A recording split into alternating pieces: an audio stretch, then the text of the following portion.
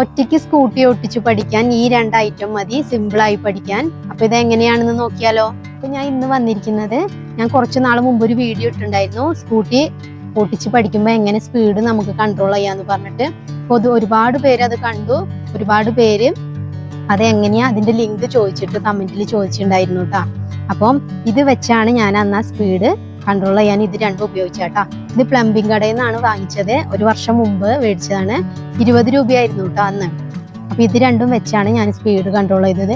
എല്ലാവർക്കും ഉള്ള ഒരു പേടിയാണ് ഡ്രൈവിംഗ് പഠിക്കുമ്പോൾ നമ്മൾ വീഴാൻ പോകുമ്പോഴൊക്കെ ആക്സിലേറ്റർ കൂടിയിട്ടാണ് അപകടങ്ങൾ ഉണ്ടാവുന്നത്. അപ്പൊ ഇത് വെച്ച് പഠിക്കുമ്പോൾ നമുക്ക് ആ പേടി ഇതാക്കാം, നമുക്ക് എത്രയാണോ സ്പീഡ് വേണ്ടത് അത്ര നമുക്ക് ചെയ്യാം കേട്ടോ. അപ്പൊ ഇത് എങ്ങനെയാ ചെയ്തതെന്ന് ഞാൻ കാണിച്ചു തരാം.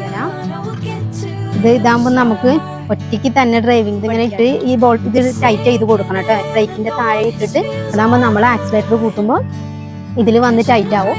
അപ്പൊ എത്രയാണ് സ്പീഡ് വേണ്ടത് അതിനനുസരിച്ച് ഇത് ടൈറ്റ് ആക്കി ലൂസാക്കി കൊടുത്താൽ മതിട്ടാ. അപ്പോൾ ഒറ്റയ്ക്കൊക്കെ പഠിക്കുന്ന സമയത്ത് ഇങ്ങനെ പഠിക്കുമ്പോൾ നമുക്ക് വീഴുന്നത് പരമാവധി കുറയും കേട്ടോ. സ്പീഡ് നമ്മളെ കൺട്രോളിൽ കുറേശ്ശെ ആക്കിയാൽ മതി. അപ്പൊ ഞാനൊന്ന് ജസ്റ്റ് കാണിച്ചു തരാട്ടെ എങ്ങനെയാന്നുള്ളത്.